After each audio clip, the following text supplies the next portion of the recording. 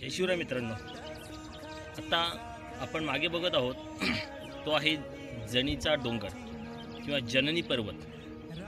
इसवी सन 1599 या साली मीठ प्रभू अथवा मल्हार प्रभू यांनी त्या विजापूरच्या आदिलशाहीच्या दरबारातून हा डोंगर देवीसाठी इनाम म्हणून मागितला आणि त्या आदिलशाही दरबाराने सुद्धा हा डोंगर त्या साली या देवीसाठी समर्पित केला आणि तिथपासून या डोंगराला जणीचा डोंगर, जननी पर्वत किंवा जननी दुर्ग म्हणून संबोधला जातो।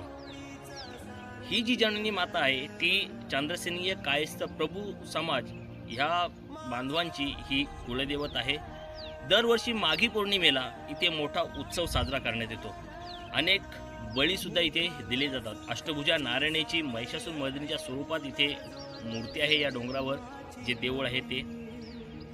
आपल्या ठाण्याचे धर्मवीर आनंद दिघे साहेब हे दरवर्षी न चुकता या आपल्या कुलदेवतेचे दर्शन घेण्यासाठी या डोंगरावर येत असत। जुन्या आमच्या लोकांकडून असं सांगितलं जातं, अशी माहिती मिळते की या डोंगरावर जवळपास 22 पाण्याचे टाके होते।